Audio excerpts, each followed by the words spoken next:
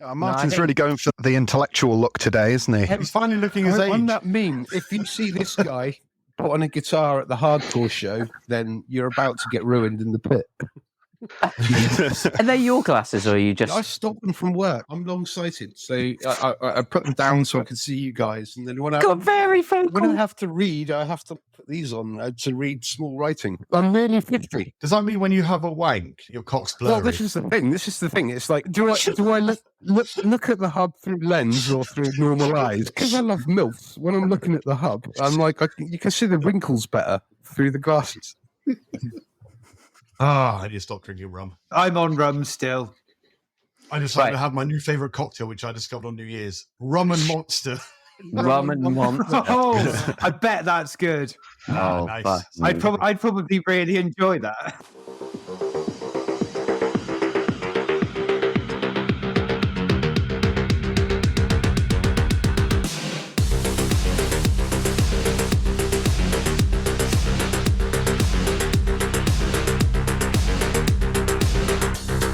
Big warm welcome to all the cacophants out there. It's time for the 7th and final offering of the 4th season of the audio-visual secretion that we call the Cacophony Sessions. My name's Dan Whitell, sometimes known as Golden End of Days Pump, and here to add another list to the best albums of 2023 internet discourse that's been ongoing for the last month. We're going to throw our favourite 10 onto the pile as well. As usual, we've individually ranked our favourite 3 albums each by scoring them out of 10. And tonight we'll be revealing our collective top 10. Bringing their thoughts into the ring for this evening's Cacophony Sessions are Tom. A candle stuck in a wine bottle apparently doesn't cut it anymore. Now, for a special night, you have to have Class A drugs and fisting. Keeping it PG. Finally got the hang of it. Alex? Sorry. Want to touch my shirt? It's made of boyfriend material. Oh. Yeah, that's what I wanted. That's what I wanted. Silence. I feed off your silence. Martyn? Hi, I'm Martyn, and it's a small world, but I wouldn't want to paint it. Oh my god, I'm going to miss that so much. Can I put on our tombstone? Hi, I'm Martyn. Like what's mine? And finally, making his return, it's Jim. If time is a drug, then Big Ben is a huge needle injecting it into the sky. What's that reference to? It's like everything I say on this, from Brass Eye or the Day to Day. Yeah. You're a big Chris Morris fan. Who? Chris Morris. Yeah. Chris Morris is one of the funniest human beings ever. Yes, he is. So I made my girlfriend sit through 4 Lions yesterday morning while we were both really hungover. Good choice. 4 Lions is great, man. I wonder what he's up to. He's not done anything for a while, and it's a shame. The last really cool thing he did for me was the Nathan Barley he did with Charlie Brooker, which totally nailed a Tom person that would listen to the stuff that Tom listens to. Yeah, Nathan Barley's brilliant, but he did 4 Lines after that, so it's definitely not the last great thing he did. As it's the last regular Cacophony Sessions podcast, I'm going to have a go at a one-liner. No. Somebody introduce me, go on. Now, your host, Daniel Whitell. Why isn't Emu on TV anymore? Why is Emu not on TV anymore, Dan? Because he's ostrich-sized. Oh, for fuck's sake. You could have had that for 4 years. You could have had that. Perfect. That's silence. That's what you want. A little bit of space in my mind that I didn't need for that to happen. But anyway, we're not very good at jokes, but we can be quite good at picking songs that are quite good. So let's have a final round of Does It Slap? Don't you hate a podcast where the jingles are crap? So let's take a good song and ask, does it slap? And everyone's going to have a go. So who wants to go first? I'll go first. Oh, I'll go first. No, James. Martyn can go James first. Can go first. Go on, James. No, Martyn, James, you go first. All right. James, go for it. Fine. There's a little song called Where the Slime Live. Why put this on my list again? And I'm not nominating that, but the song I'm nominating, I always forget about this song. And then when the dance happens around Christmas and New Year, it's Stephen Bunting's entrance music, and it's an absolute fucking banger. It is Titanium by David Guetta. Yes! That's quite. It's an undeniable banger. Yeah, with Sia. It's a great tune. Yeah, actually, I'm not going to stop that. No, I'm going to accept it because it's going to get your self-confident levels to where they need to be, whatever situation you're in. Yeah. Exactly. Welcome to the Undeniable Bangers list to David Guetta. Shout out to his family. I'm going to nominate something. It's not going to get in, but it's really important. So Lewis, one of my closest friends who is a listener of the show. No, Lewis. I'm not going to say his surname. He's a friend of mine called Lewis, and him and I used to go drinking every Friday night after I finished college. I'd turn up at his house, we'd drink a bottle of rum between two of us and go to White Rabbit down at what used to be the bus station in Plymouth. Every night, one of our pre-drinking songs was a track called The Modern Leper by Frightened Rabbit. And to be fair, Frightened Rabbit, everything they've done is great, but I'm nominating The Modern Leper because it is my drinking song. Fantastic song. It's amazing.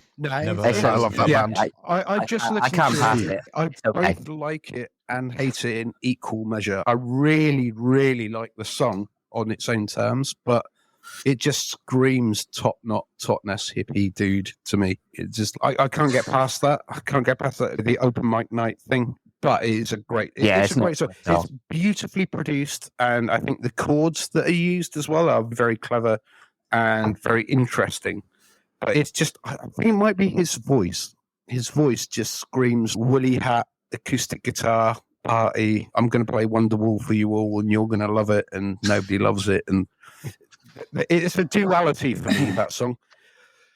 So I don't know. I've always found that it's the average. And let's be honest, I'm going to worst band name of all time. I'm going to accept it. Frightened Rabbit's a bad band name. Really shit band name, isn't it? Yeah. I don't know. Frightened would be better than Frightened Rabbits, wouldn't it? Like Frightened Ox. No, man. That's better, isn't it? I quite like that name. Yeah. Cool. Frightened Helicopter. That's better. Like rubbish, isn't it? I'm accepting it. Yeah, I'm it's accepting okay. it. I'm going to go for it. I'm gonna hard. I'm gonna say I don't hate it. It's like a 6 out of 10 for me. Exactly. It's not. It's deniable. It's a deniable banger. It's deniable. Denied. Yeah. Denied. Who's next? I'm going to go. I've got a list of like 10 because I wasn't sure if we were doing loads or not. Give us a couple. Choose. Could do one. I thought we were doing loads for the last Yeah, one. just All do right, fuck one. it. Number 1, Limp Bizkit Break Stuff. Yes, that's in. That's Yeah. quite Banger. in that. Yeah, all Quite right. easy. Yeah. Even if you don't like Limp Bizkit, Yeah, people go like on. that song. My God. It had to happen eventually. It's like the one, as I've mentioned on this show before, it's like the one Limp Bizkit song that actually has the energy levels that match the immaturity of the band. And it's not trying to be something it's not. So yeah, it's good. It's got a great video. Okay, Korn, Blind. Yes. Yeah. Yep. Yeah. Deep Okay. Purple, Child of Time. Yep. Yes. No. Yep. Really? Yep. That's the Oh, Yeah, okay, really. no, it's been denied. It's been denied. That's easy. Judas Okay. Priest, Breaking the Law. Yes. All right. The Ramones, Yeah, anything no. they've ever made. Yes. Pet Cemetery. No, Pet Pet Cemetery. Pet Cemetery is my favourite. We'll go Pet Cemetery. Oh, Yeah. you can have Pet One or two. Cemetery. Lit My Own Worst Enemy. Yes. Yes. Yeah. Right, denied. Slayer, Raining Blood. No. Yes. Yeah. Yes. Cypress Hill, Dr. Green Thumb. Yes. Yeah. No, Oh, I'm gonna fuck go for off. Okay, controversial one. Post Malone, Rockstar. Yes. No. No. Never heard it. Smashing I don't know Pumpkins, it. Zero. No. Absolutely yes. Yes. 100% yes. Yes. All the way That's yes. a fucking solid riff, isn't it? I can't think of it off the top of my head. Okay, say yes, because you go, actually, yeah. Okay, I can't. If I don't know it, it's a no. doesn't matter. Okay, no. Well, guys, should we just sack off this whole album of the year stuff and just do this for the rest of the podcast? I'm going to put it forward just so people at home can listen to it. You're going to say you haven't heard it. Power Trip, Executioner's Tax. My favorite Yes. song No. ever at the moment. Amazing. And to finish it off, Morbid Angel, Where Does Slime Live? Yeah. Everyone Yes. say yes. No. Come on, Yes, let's get on yes. the playlist. No. Yes, Come playlist. on, everyone, Yeah. succumb. After this length of time, it's got to Yes, go it on. has. No. Because it's been referenced so many times, and this is the last episode, so we've got to put it on. It's on been in referenced. spirit already, really, isn't Yeah, it? it's on in spirit already. It's been referenced at every episode. No, it's making its own list. the list of songs that aren't good enough to be on the undeniable bangers called the deniable Right, bangers. that's it. I'm starting my own list from this. Okay, there's going to be a little segment. It's going to be called Owl's List, and it'll just be my playlist. Anyway, all right, that's me done. I'm going to have a go and nominate Pantera, Walk. Yes, absolutely. I mean, yes, I fucking love Pantera. Yeah. Cowboys from Hell is what I would like. Cowboys from Hell is a better album, but Walk is, to me, Cowboys from Hell's a better song. not the example of a band's best song. It's a song that the most people are likely to be on board. Yeah, so when we think about Pantera, I thought it was just a song that we all thought was a play banger. in a nightclub. You can play Walk in a nightclub and people like it. It's a accessible tune. It's an undeniable banger. It really is. Agreed.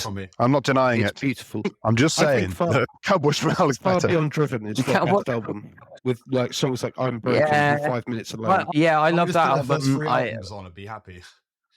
I take the last album It's just good as everything well. else. The first 3 Pantera albums. Reinventing the skills good as well. Yeah, just to put a little bit of context here, Walk by Pantera, because I had to just quickly remind myself, is like over 350 million listens on Spotify. Cowboys from Hell, we're saying it might not be that well known comparatively. It's still at 286 million listens on Spotify. I think both of them are quite well known. Cowboys from Hell. Well, yeah. I have no problem with Other than both. maybe Pinball Map by In Flames is the best riff of all time. And Martin, what's your last one? Okay, so in standard Martyn 80s post-punk mode, I'm going for Our Friends Electric by the Two Boy Army. Gary Newman. Yes. Yeah, all right. It's got to go in there. It's it's perfect in every allow way. I've never heard that at all, but because it's the last episode, why not? But you have Doesn't heard matter. it. Why It's not? Alex, you know it. And do you remember? Unless Do you you remember? remember me, it doesn't count. Sugar Babes Freak Like Me, yeah? The synth line in that. Yeah, You know it. You don't know it, but you definitely know I'll it. say yes. Are the vocals real vocals, or is it just like like Kate? They're real It's Gary Newman being a Real- robot. It's real vocals. It's all very real. It's very old school mood synthesizers, and it's very influential on the work of the likes of Nine Inch Nails. It doesn't matter. I'll say yes. We're being Yeah, ahead of charitable its today. time. We've got to fill the playlist. We're not going to be doing this again until next year, so we might as well fill that playlist up. Speaking of, you can view all our playlists on not only Apple Music, but Spotify now as well. So if you go to cacophonisessions.com, I've updated most of the playlists. They're copied from both Apple Music and Spotify. Although there isn't one for this episode because it's about albums, you'll be able to go back and listen to some of the playlists that we prepared for previous episodes. And we'll be continuing to do that because we do have more shows coming in the pipeline, but more on that in a bit. Now, you are probably wondering what did happen to our overrated episode and the end of season 4. We have decided that we're going to hold Album of the Year 2023 as this the last episode of season 4, because this will be the last regular episode of the Cacophony Sessions as you know it. Until next album of the year. Yeah, until next album of the year. We will get together every January to continue to bring you our thoughts on the albums that come out each year. But this doesn't mean the end of the podcast throughout the year, far from it. Starting next month, we will be changing the way that we deliver content to you. So instead of one long big podcast that comes along every 2 months or so, there will be multiple shows that we'll be doing more frequently, such as the Cacophony Sessions Goes Pop, in which Alex and I, and potentially other familiar faces, Jim, I know you want to get involved as well, we'll be looking at the charts on a more regular basis. We'll be able to keep you up to date with our music news. Me and Tom are going to do cat news on a more regular basis as well. And again, the guys can show up on those episodes whenever they can. There is also going to be a non-music show that we're going to be starting with Dan B, who's not here tonight, but we're going to do a non-music show called Den Time. Haven't figured out the exact nature of how it's going to work, but only people called Dan will be allowed to appear on the podcast, and we will be talking about a non-musical topic. It's going to end up being Argyle, isn't it? Because you're not called Dan. You've got your own show. You're not called Dan. You have Why to can podcast. Why can you give him the top 10 and listen to these kids' music? I want to talk about random shit like which is the best Die Hard sequel. With a vengeance, obviously. No, Die Hard 2's... don't let me start. I've had this argument. Yeah, let's talk on that. Me and Al spent a good 4 hours arguing about the merits of which is the best Die Hard film last time. There we go. Robert Patrick, come on. Yes. Robin Patrick is a good call, but he's only in it for like 5 seconds, so he's a minor character. He made his mark. Anyway. Sweet. He left the kids wanting more. What this does mean is that you can subscribe to the Cacophony Sessions YouTube channel and you won't miss any of those shows when they do come. All the playlists and the old episodes will still be up for you to watch and listen to. I will now make available all the former Patreon exclusive episodes, so you'll be able to see the full-length versions for free on the YouTube channel. Instead, on the Patreon, what you'll be able to do is pay £5 a month, and you'll be able to participate in our monthly Q&A videos. So pay £5, you'll be able to ask a question every month. Or if you just want to support us so that we can continue to make this kind of content, just pay £3 and you don't get any benefits from it, but you can say you're part of the Cacophony Sessions, and that's cool. Go to cacophonysessions.com for all the links. And you can also check out my most recent Slamming 7 video in which I've covered Donny Hathaway. There'll be another one of those coming every month as well. That's all the Cacophony. Plus, we have an extra fund as well. It's £5 a month to help me and James's hair transplants to stop our hair receding so far into the back of our skull. It starts eating away at our back hair. So Mine's not doing particularly well, but you can sort that out with finasteride and minoxidil taken 3 times a day, and you'll end up with a slightly more luxurious mane. Yeah, if you see Will's hairline move in front of him about an inch, he's probably got hair plugs. He didn't tell anyone, so just watch out for that. It's not hair plugs. Once his expensive shampoos run out and it hasn't worked. It feels like we're segueing into some sort of Danscape advert. Just do what I do. When you go to bed, do you have like a special gel in hair? You have to wear a hair net, like a shower cap on. It's not like soul clothes and trading places. You have to like bed to get the follicles going again. No, I put minoxidil on my hair every 12 hours. And I take a finasteride tablet once a day. You need to. You've perfect Marv from Home Alone hair going. Like it's gracefully age into the Marv haircut. I think you should go for it. That was what I've been aiming for all this time. It's just Marv. Now you're a famous YouTuber. Why not just go Fantano? I'm not shave your head, man. Go Fantano, man. What with 2-inch Sweden? That's why. Because you can't be too similar to Fantano. I can't take his hair and his takes. Like that's too much. You're not critical enough to be Fantano. We got to be in a position at the end of 2024 when they go, the guy that talks rubbish on YouTube. What do you mean, the bald guy with the mustache or the balding guy who doesn't have a mustache? That's what we need to be. It's a lot of choice in this. Sven Goran Eriksson hairline. I mean, look at it. Look at if I shave my head. Look at his fucking forehead. It's unreal. I'm in the opposite boat where my hairline at the front is still fine, but up on top, it's a fucking disaster. But you usually get to wear a cap. Yeah, I'm approaching 50 and I have a full head of hair. I know. I'm going to let you sit with that. I'm going to let you sit with that. Yeah, that's all that is boring. So, no, I'm just trying to bring it down a peg, you sexy kid. That's a bit of news about the podcast and what our plans are going forwards. But let's do some individual digging. Shall we? Who wants to go first? What we've been doing? Oh, yeah. I'll start with Martyn and I, as everybody knows, play in a band called Foreign Voices. We have been booking up shows for the year. We will be playing potentially in a city near you. We've got gigs lined up. You'll be able to find out all about it on our Facebook page if you keep there. But we've got gigs in Bristol, London, Manchester, Blackpool. Like we've got gigs all over lined up this year, which is quite cool. But there's a new release I really want to talk about because it came out on Friday and it's a reissue. There's a band from the late 90s, early 2000s, who are one of my favourite bands who I always forget about. And it's a band called 90 Day Men. And they released 3 albums and like Peel Sessions and a load of EPs. And there's a reissue that's just been done with an oral history done by Tim Kinsella, who's the singer-guitarist from Joan of Arc, who also a really cool emo-ish band. And it's £88.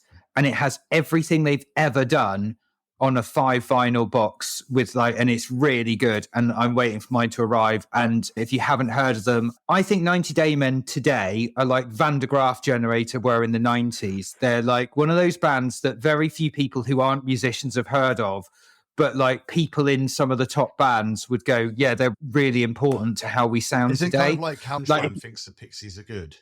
Or the Melvins? No, Oh, the 90 Melvins, Day that's Men another one they all reference who aren't very good. So yeah, 90 Day Men are Panda Park is just, it's very out there what they're doing. It's piano-led math rock from the early 2000s, but like one of the reviewers at the time, I think it was somebody like Pitchfork, who instantly will turn the rest of you off because I don't always agree with Pitchfork. They're gone now. But Pour one out. Yeah. Pitchfork have just been absorbed into GQ. What's the magazine? Yeah, Pitchfork described it as the early 2000s Sgt. Pepper's, and they thought it was one of the most important albums ever made. Now, admittedly, maybe that's why Pitchfork have been absorbed by GQ, but it's an absolutely beautiful album, and it's really good, and it's on vinyl now in a box set with all their other albums and all their other EPs for about the cost of a night out. Everybody buy it. Mine is on the way, and I'm really excited because it's going to be really good. And I'm selling the rest of my record collection, so keep an eye on eBay because my records collection is all coming up for sale because I realise I don't really listen to vinyl anymore. Also, please buy our band's EP on vinyl because I had to pay to get it pressed, and I need some money back, please. Before we move on to someone else, I've been meaning to say this actually. Your band is called Foreign Voices, right? Do you find it weird there's not one foreign person in your band and you're called Foreign Voices? That's like being called the Black Panthers. No, I'm Cornish. I'm from Cornwall. I'm foreign. I distinctly remember doing Latin lessons at school with Tom. Yeah, I did Latin and I speak reasonable French, but no, un petit peu. No, the reason why we're called Foreign Voices is not so much to do with nationality as to do with feelings of alienation. So looking at foreign, not just in the terms of national boundaries, but in terms of feeling.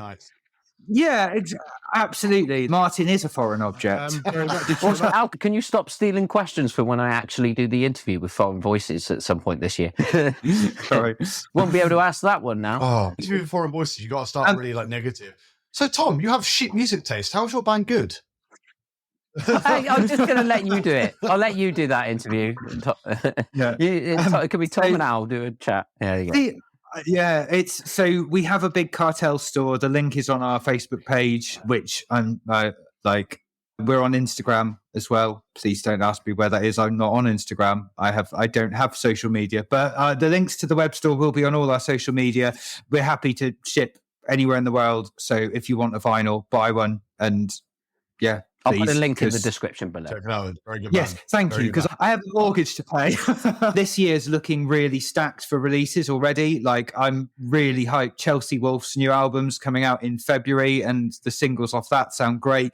So whereas last year was a bit of a cultural wasteland compared to 2022, as far as I'm concerned, this year is looking really stacked. Yeah, definitely check into CAC News because there's going to be lots of reviews, probably some very disappointing albums this year because I'm really hyped. So I'm ready to be very disappointed by lots of things. Yes, with me. With me. I'm not really, I haven't really been doing much. Like, all I do is just basically Hang all on, I do every year. Big news. What's that? You've got some very big news. Oh yeah, I've got big news. Yeah, I'm getting married. Is that well, for me? It's not even big news for me. It's just now an expensive party I've got in 2 years. I don't know. I've been in this relationship for 11 years. It's just, it is what it is. I've just got a big expensive party and a big stag do to go to, which will be fucking wicked. Everyone here is invited, of course. Not the listeners. Let's clarify. I mean, I've tried to get forward to it. I look forward to paying for it. That's going to be fun. Jesus Christ. We went to a wedding fair today and it's just like, oh yeah, photographer, like £1,200. And then Claire's mum's going, oh, that's a good price there. I'm like, to take photos? They've got the camera already. They drive to a venue, take photos and hopefully dressed like in a suit. I went to Claire's sister's wedding. The guy had tracky bees and trainers on. It drove me nuts all day. They have a nice ceremony and this guy with fucking trainers on. Anyway, I'm ranting. If you want, I'll do it for free, but I'll turn it into a podcast / video upload. But do you know how much they want just for a registrar? Just to turn up and marry you? It's 800 quid. Like, why? I was actually saying, like, I need to, like... To be fair, in secondary school, I think I offered £1,000 and somebody still wouldn't turn up and marry me. I was literally Googling yesterday, how can you ordain ministers in the UK? And I'll just get James to do it because he's a qualified barrister. Wait, I think you'd be how quite are good at it, those I two reckon. things the same thing? I don't know, more stuff. I don't know. It's 800 quid, James. I'm scrambling. I'm like in that David Attenborough probe. You know when that little rat's running across the field, that eagle winding him up. That rat is my wallet, and the eagle is the fucking registrar. Looking forward to getting married then. I'm looking forward to just a party. To be honest, it's going to be a celebration of life together and life with my friends. It's going to be good. I need a new suit now. Music-wise, all I do whenever we come to this time of year is I pick the 3 albums I want and then spend the next 2-3 weeks deciding if I made the right decision on it by actually doing it. And I think I did. I've the 3 albums I picked are still my favorite albums I've listened to, the ones I have. Mm-hmm. Because I tend to just go down my own genres, I guess. I listened to Pain of Truth, a hardcore album. It's kind of a mismatch. They got a lot of guest vocalists and guest bands in on it. Very, very cool hardcore album. I almost made it into the top 3, but it didn't happen. The newest Drain album. I think I put Drain's album of the year, not last year, the year before, I think. Yeah, it was the year before. Yeah, so I just wasn't quite as good, so I felt pretty bummed out I didn't want to put it there because it just wasn't as good. To be fair, the Cannibal Corpse album this year was fucking brilliant, but it does get slated every year. And you guys must be so sick of listening to Cannibal Corpse right now. So I couldn't deal with Martyn giving it another 2. I just couldn't do it. So you went for couldn't cattle do it. decapitation instead. Well, yeah, but I thought at least that was interesting. I thought it might have a novelty factor for Martyn. I'm like, people can surprise you. They usually don't, but they might. Other than that, all I've been doing is playing a lot of Baldur's Gate 3 with a friend online, and trying to fit in Elden Ring with James. And I've just been painting Warhammer as usual. Other than that, just, wanking and smoking weed. So everything's good. And Martyn. This is the point where I tell you a story about my life. And I've got a lot going on and stuff. Praise yourself. It's going to be a long story. It's like 70. I'm like nearly 20 years to 70. When I was young during the Blitz, we had to hunker down and eat our own fingernails for sustenance. Yeah. we used to eat tables. We eat tables. For a blanket on for this story as well. So I this is giving me fast show vibes. I know it's very drunk. Very triggered type. This is the thing that's been on my mind. It's been like the whole idea of when you go to the corner shop, and it's never a corner shop. It's always like a couple of shops down. It's on the street, but it's not actually on the corner. You call it the corner shop, and we call them the premier shops. The premier that you have these days. What's the deal with corner shops? They're not on the corners. You go down there to get your bits, don't you? You get a few beers. Yeah, but It's your choice to call it a corner shop. Yeah, I call it a corner shop. Why do they call it a corner shop? That's right. Why do they call it a corner shop? It's actually It's not a corner shop when it's on a corner. It's not on a corner. It's not a corner shop. Oh my God! My life begins today. That's what's freaked me out. I'm going corner shop, babes. I'm going to get some bits now, and it's my lady friend is going. It's not on a corner. We didn't actually call it the corner shop until 1997 when Brimful of Asher came out. Yeah, before that it was just known as the shop on the street that we all go to. And people kept saying, "I'm going to the shop on the street we go to," and for years nobody. That's the thing as well. We always call it co-op. It might be a spa. It's usually a premiere. We go, I'm nipping co-op. And it's not a co-op. Yeah, premiere. It's not a co-op. And I go in there. I've never heard anyone do that. I think it's just because people are lazy and can't be bothered to learn the name of something new once it's changed. Yeah. My premiere is, in fact, on a corner. I think this is fake news. They're all on corners. I've never seen one not on a corner. This is fake news. Anyway, you go in there and you buy your thing, and you maybe want to buy just a couple of pints of milk, right? And you wake up in the morning, you go, I want my Weetabix, but I've run out of milk. I'll nip down the corner shop. I'll pop down the co-op, like you call it these days. And you go in there, and it's like you get your 2 pint of milk, and you buy your green top milk because green top is the perfect consistency. It's not too creamy, it's not too watery. So your Weetabix is safe. Okay, it's all about the Weetabix. And Patreon you go to the counter, and it's always a friendly Asian guy. It's always a friendly Asian guy. And you're right, fam, it's £1.40. I don't like where this is going. It's £1.40. But I'm like, okay, can I pay by card? And he's, yeah, sure. but it's a £5 limit. I'm like, what? Fucking £5 limit, man. So then you spend these awkward moments walking around the shop just trying to make up the fucking £5 limit. You come out with... I don't buy a fucking Mal one. It's fucking shit. I bought a push pop the other day. What the fuck have I bought a push pop? I'm not I bought 2 birthday cards, and I don't know anybody who has a birthday coming up. Don't even know people. I don't know people. I bought a packet of Maryland cookies and a copy of Take a Break. And when I walked out, I was like, I paid for it all. It came to £6.14. I walked out, I was like, that's a peak experience. And I realised that the moral of the story is that don't ask smart stories. A packet of cream crackers does not have enough nutritional value to give you all of your nutritional needs as a healthy and balanced diet. But yeah, that's my life. You remember at the start of this podcast, you said we'll try and reduce waffle. Yeah. Do you remember you said that? You just gave us your shopping list at the corner shop. I did. I thought that was going to be just to get to some sort of Baphomet record. Custard creams. There's not enough in the pack. Yeah, Baphomet. Made elusive. Jim, you've been missing out on all this scintillating talk in having not been on the last couple of episodes. Right, that was the shittest story I've ever heard in my life. I don't even think it's going to make. It might. I'm going to leave it in. I'm going to leave it in just to show why we're finishing this podcast, I think.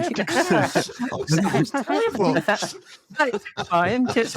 In your head, you should have gone, I should bail early on this. You'll notice, keen viewer, that we don't have a show with Martyn that's going to be continuing going forward. You'll notice his name wasn't featured in the list of shows coming up in the future. And now you know why. I'll talk about a band that I like. I'll talk about a band that I... Well, I went to Morrison's. Here we go. It's nothing to do with Morrison's and all the other Waitrose and stuff. Okay, so I really love post-punk. I fucking adore post. Susie and the Banshees, The Cure. I fucking love that stuff. That follows through to my taste in punk music. And McCluskey are one of my favourite bands of all time. I fucking adore them. I've recently got into a band called Mets, and they're spelled capital letters METZ. And it is that kind of scratchy, fucking, gnarly, in your face. Just, there's not much musicality to it as such. It's just pure emotion. So I really love this band. And if any of you are interested in any kind of that style of punk, kind of intelligent punk, like clever punk. He's prodding you guys right now, isn't he? He's just going, I'm just going to prod you and go, they're all stupid apart from this. Well, I love it when people have the good bits about punk out of punk and replace it with Bristol University level music appreciation. Brilliant. Yeah, I love it. Alex, you just explained it perfectly. That's the style of punk. The one album that I keep going I've had enough of your music snobbery. This is it. This is the last episode. You can stick your pretentious punk music up your ass. I listened to McCluskey. It was okay. 6 out of 10. McCluskey are like the best. Because it was like punk music. People who never heard punk music. It's fucking genius. It's fucking amazing. So I've been listening to a lot of also revisiting the Holy Bible by the Manic Street Preachers again, and that sums it up. It's intellectual making music, and exactly what you said, Al. It's guys who go, I want to do punk, but they fucking read a lot of books. I fucking love that shit. Just but it's not punk. It's not punk though. It's just Brit rock. No, it's punk. Yeah, it's the early phase. Jim, what have you got? What have you got for us? You haven't been on the last couple, so you've missed all this scintillating conversation. Been devastating. So it's good to make up for it all with the corner shop story. Yeah, follow that, James. Just think if you'd not been able to appear on this one, you would have had to get that secondhand through listening, and you wouldn't have been here. And it's certainly one of those where you have to be here. Exactly. All the listeners will have been there, like, what's going on? Yeah. See, it was a perfect story. Start, middle, end, suspense. Yeah. Yep. Twist. Ended with a twist. It was basically a Christopher Nolan film in story form. Yeah, and if you didn't get it, you're just not media literate enough. There we go. Anyway, yeah, like music that I like Tom, I thought last year was a bit meh for the most part. There were some great albums that came out, but all of the previous years I can think of had more great albums. Yeah, But one that I found towards the end of the year was King Creosote's new album, which is fantastic if anyone hasn't heard it. So I haven't listened to King Creosote for about 20 years, but they've been going for ages because I first discovered them because they did that Songs of the Ballads of the Book, which is actually Ballads of the Book is an album that everyone should check out. I think it's like Arts Council Scotland, and it's basically they got loads of poets to write poetry, and then they got loads of bands to perform to turn them into songs. And King Creosote are on it, and it's brilliant because all the lyrics are fantastic because it's all poets. This is the first thing I've listened to them to buy them, and it's excellent. I actually would have nominated this album for Album of the Year, but for the fact that it's got a final track called Drone in B Sharp. Brilliant joke. Simpsons did it first. And it's 36 and a half minutes long, bringing the album to an hour and 23 minutes. So it could have been a really solid 45-minute album. They were just like, fuck it. Let's just make it absurdly long. There's an album that I really wanted to nominate for Album of the Year this year, but I didn't because I know it would get panned because it's 2.5 hours long. And it's an album by a Japanese DJ called World's End Girlfriend, who is incredible. And everything he's done is... I saw Anthony Fantano slated that one. He slated it, but that's just because Fantano's wrong. Although the thing is, Fantano rated Liturgy really highly, and they're not going to make the top 10. And he was right. Stop saying it. I don't like your pretend might not make it, but pleasantly surprised if it does. I will be very pleasantly surprised if it does. But Fantano about World's End Girlfriend is wrong. World's End Girlfriend is a very clever musician who combines quartet and post-rock, basically. I would quite happily listen to a 6-hour album. 2.5 is fine. But that's because I don't care about vocals. It's fine. But I didn't nominate it because it would be too long.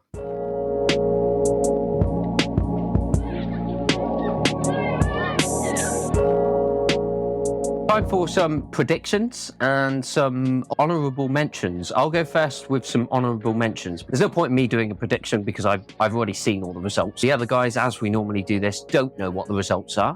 The 3 that I did nominate were Black Rainbows by Colin Bailey Ray, which was my favourite record of the year, Desire I Want to Turn Into by Caroline Polachek, and I also nominated Jessie Ware's That Feels Good. Albums that didn't quite make it. I also really loved Geese's 3D Country. It's like a drug trip on peyote in a American desert. It's a fun, good album. Very strong psychedelic rock. 10,000 Gex, an album by 100 Gex, hyper pop outfit is crazy. I love it. Everything Harmony by the Lemon Twigs. It's like a soft rock power pop album. It's got some really good songs on it. What Happens to a Heart is one of my favorite records of the last 12 months. I've also got Noah Forever by Noah. They're like an electro funk group. Lewis Cole is the drummer and Genevieve Artadi is the singer. They're great. They were at Glastonbury. Catch their set if they play next year because they're fucking incredible. Lana Del Rey's Did You Know That There's a Tunnel Under Ocean Boulevard? I thought that was one of her best records, if not her best record. I really like that one. Maps by Billy Woods and Kenny Seagull being my favourite hip-hop release of the year, I'd say. Just above Nas's Magic 3 and probably Scaring the Hose by Big Big Mafia and Danny Brown. I also really liked Hell Mode by Jeff Rosenstock. I know, Jim, you weren't a massive fan of that one. There's also Anoni and the Johnsons. That was a good soul record. That's called My Back Was a Bridge for You to Cross. There's also Laura Groves' is Radio Red. I saw her live. She's great. And Durand Jones' soul album, Wait Till I Get Over. That's also another really good record with a cover of Donny Hathaway's Someday We'll All Be Free, which is excellent. Those are my albums that didn't quite make the list. Everyone else, give me some that you haven't nominated. Let me know what you think has won and any that you want to do well. Honourable mentions very quickly because they didn't make our nominations list and they probably should because they probably should be mentioned. Boy Genius, the record, was a great album this year with Julian Baker, who released my song of the year a year or two ago. That was a good album. Feist released a solo album called Multitudes that was a bit more stripped back. That was really good. Wednesday, Rats or God, that's a fantastic album. I'll say alt rock, but it's in that sort of country rock but dark vein. I really enjoyed that. I really enjoyed Shame released Food for Worms. That was good in post-punk. Yola Tengo, This Stupid World. It was another Yola Tengo album, but if you like them, you'll love that. Big Brave, Nature Mort. That's a sort of shoegazy type album. That was really good. Zulu released a new Tomorrow, which is a really interesting blend of hip hop and hardcore punk. That was a fantastic album. Anna B. Savage, who has one of the most interesting vocal styles at the moment, released Influx. I don't think it's quite as good as her debut, but it's still fantastic and it's definitely worth checking out. Algiers released Shook. It's definitely more abrasive than their previous records. But if you like Algiers at their abrasive, it's really good. The Slow Readers Club released, I think it's called Knowledge, Freedom, Power. That's very 80s inspired sort of post-punk. Paramore, This Is Why, actually a surprisingly really good album. Yeah. Black Belt Eagle Scout, their album is female-fronted shoegaze. That was really good. My favourite two albums that I didn't nominate were Fucked Up, released the album One Day, which is post-hardcore craziness, and Go Go Penguin, Everything Is Gonna Be Okay. Yeah, that's a fun album. That album is just beautiful. That was my most listened to album of last year because I used to put it on at work when I was dealing with nervous people. So that's my honourable mentions. In terms of my favourite album of the year, I did nominate was Liturgy 93696. It's brutal. It's really clever. It's very atmospheric, and I absolutely love it. It's not for everybody. If you can't deal with screaming, it is not going to be for you. For me, it's a 10 out of 10 album that's probably verging on my top 10 all-time albums because I'm quite happy to spend an hour and 20 minutes listening to that. But it's very long, and you might find it a difficult thing to get through, but it's very rewarding if you do. My prediction for what's going to win, I've flip-flopped quite a lot. I actually think it's a bit of an outside pick, but my prediction is probably that I think 100 Reasons have actually got a good shot of winning this because I think they're a band that nobody in this group hates. And we all know from previous episodes that if it gets 6s and 7s across the board with a couple of 8s and 9s, it's got a good shot of winning it. So I reckon I'm going to go out there and go, I'm almost certainly wrong because I've been wrong in every prediction every year. But my prediction is 100 Reasons. Al, what are your thoughts? I swear I nominate them every year because they're quite a prolific band, but I need to get tanked, so there's no point. I really like the new Cannibal Corpse album, Chaos Terrific. It's really good. No one else is going to agree, and I couldn't be bothered to just nominate someone that's going to get instantly wrecked. I did. I really enjoyed the Drain section. I thought you were going to say Drake. Full-time listeners. Their first album I loved, and I did nominate it. It didn't do particularly well in the album of the year. No, I was the only one who liked it. No, so their second album, me personally, is not quite as good, so I didn't want to put it forward. I don't like putting forward albums of bands where it's not as good as their previous one. How can I say it's album of the year when even I was mildly disappointed? But Drain, Living Proof, really enjoyed. But honestly, this year has been an absolute wasteland for me personally. I've really found much albums that's really gripped me. And to be fair, like Tom put forward 100 Reasons, and like me personally, that's my album of the year. I absolutely loved it. Good man. My prediction is Spiritual Cramp. I said it about a couple of days ago to James. Yeah. I'll keep on with it. It's a good album. It's just objectively quite good. I would say it's amazing, but it's quite good, which tends to be what wins. So. We don't like amazing stuff. We only like quite good stuff here on the Cacophony Sessions. We can all vaguely agree on. Yeah, never mind. Safe pick. Yeah, we tend to nominate stuff, like a lot of us, me particularly, will nominate stuff that is a little bit Marmite. So we might nominate something that's amazing in its genre. And sometimes that crosses over and appeals to everybody, like Chat Pile did last year. But in general, Chat Pile was an outlier. That was just objective. Yeah. Right. That's a great record. Like, that was really good. That was an album that I was so glad I discovered. And they were very good live at Arctangent this year, I should add. Similarly with Turnstile the year before as well. That's a kind of genre album that everyone can get on board with. Things I wish I'd kind of, in hindsight, wish I'd predicted. Queens of the Stone Age. That album is fucking amazing. It's going right back to what the Queens of the Stone Age were trying to do. Also the Shame album. I'm a massive Shame fan. But you know me, I'm all about the indie post-punk thing. And my prediction for winner, it's a difficult one. Do you know what? I think, going by how you guys are talking, I think 100 Reasons might get this. And Jim? Yeah, it was like my highlights of the year, rather. Obviously, I mentioned King Creosote earlier. There's also Bruise Control's debut album. This DIY punk band from Wigan. Fucking excellent. It's called Useless for Something. I'd highly recommend any punk fans to check them out. There's a new album from Pew Pew Pew. Oh, yeah. They've got a very silly song about how one of the guys just before lockdown in 2020 decided to sell his PlayStation, and then lockdown happened. So there's songs about him trying to track down the guy so he can buy his PlayStation back. And then the Merry Wallopers as well. Absolutely amazing, upbeat Irish folk. Managed to get to see them a few months ago, which is pretty ace. And what do you think will win? I think that there's a reasonable chance of Spiritual Cramp as well getting liked enough. We'll talk about it later. Let's find out.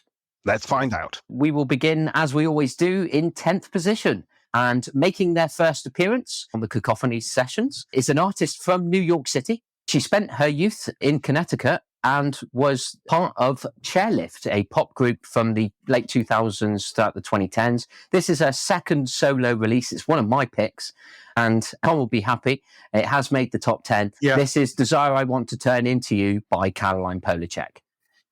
Yeah. I thought this is an exceptional album. I think, in terms of pop, it's perfect. I Believe may be my song of the year. It's got Pet Shop Boys kind of synths everywhere. It's just big. It's energetic. All the songs are different. I can't get songs like Sunset out of my head. Everything is meticulously designed to be an earworm.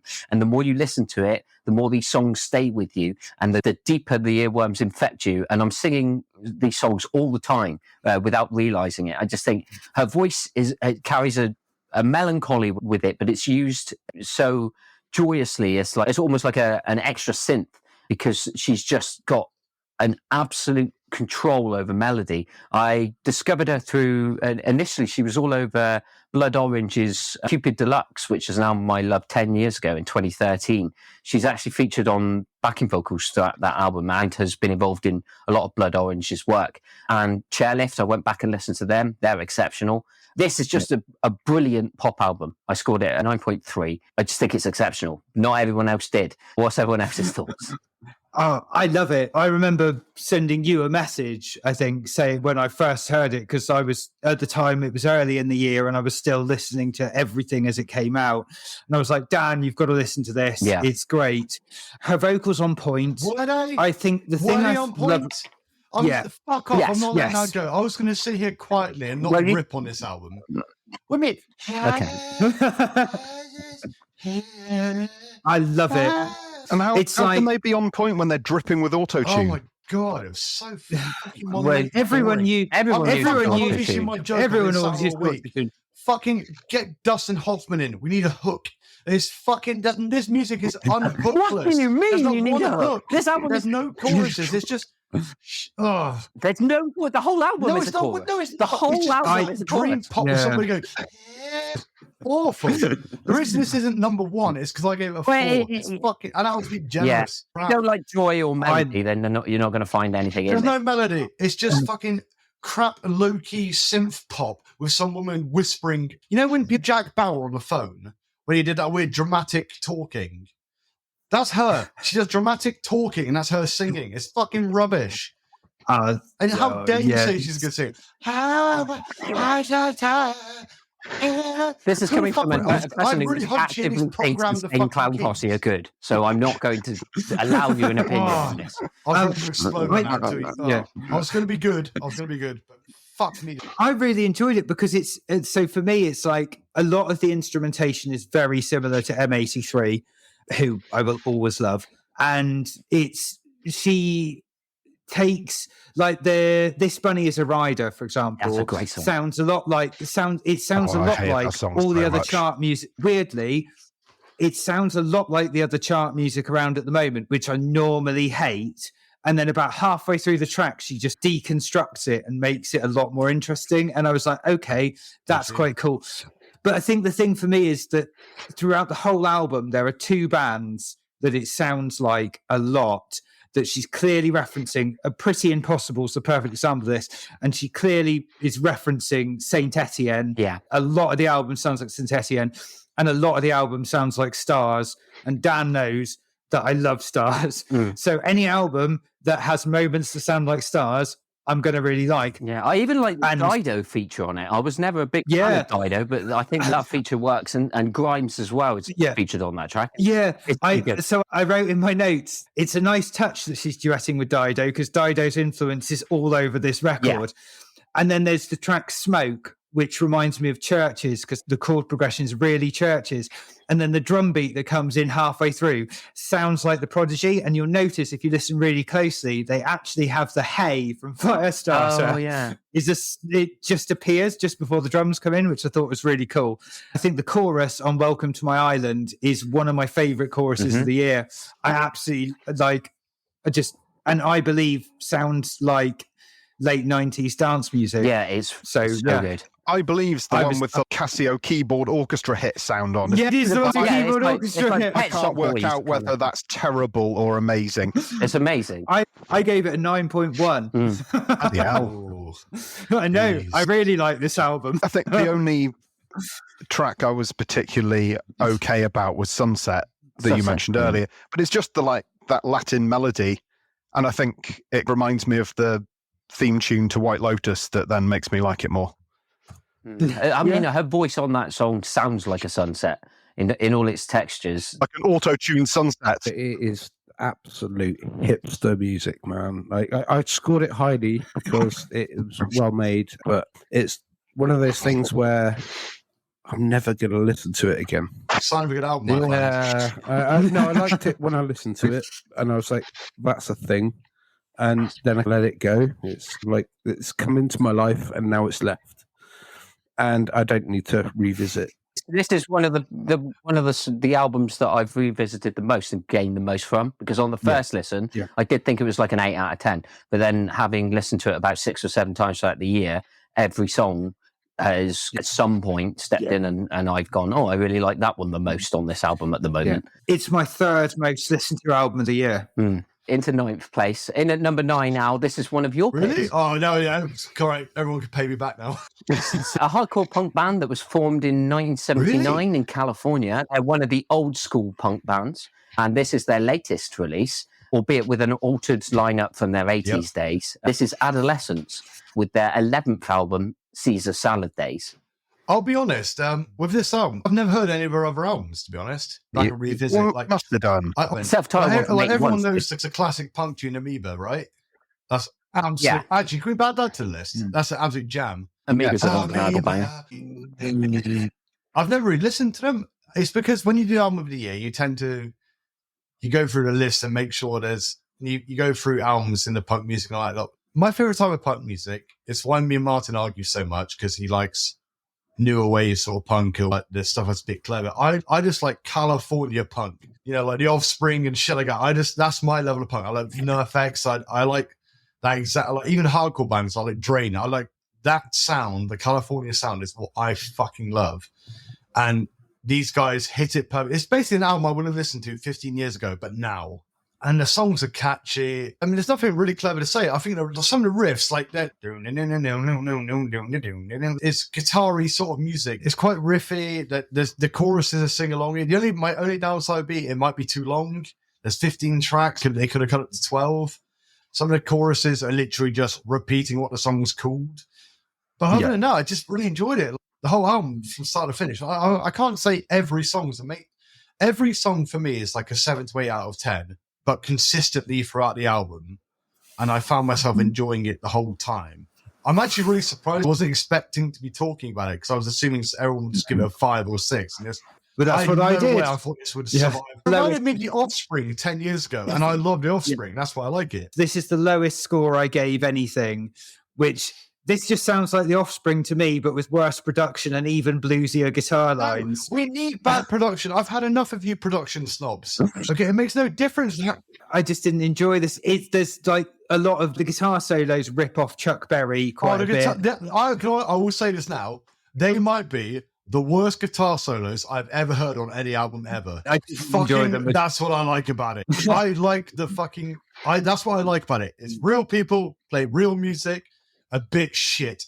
There are some good songs there. Surf Rock City's all right. It's got a surf rock beat in it, but it's fine. It's an Adolescence album. It's nowhere near as good as their 80s stuff. They've been putting out records over the last sort of 10, 15 years, but none of them are essential listening. I just like it because it's riffy punk music, which you don't really hear much of now.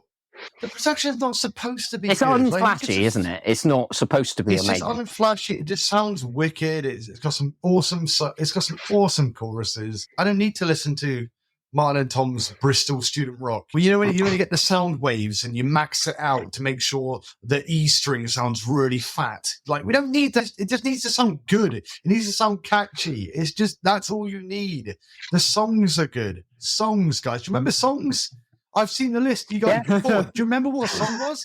The amount of albums I've listened to this year which didn't have choruses. Fuck me. It depends on how you define the chorus, because I wrote that several of the songs were just a chorus and I wanted a verse. That's fine. We just need a chorus. That's what we need. Just chorus. Yeah. That's what we need.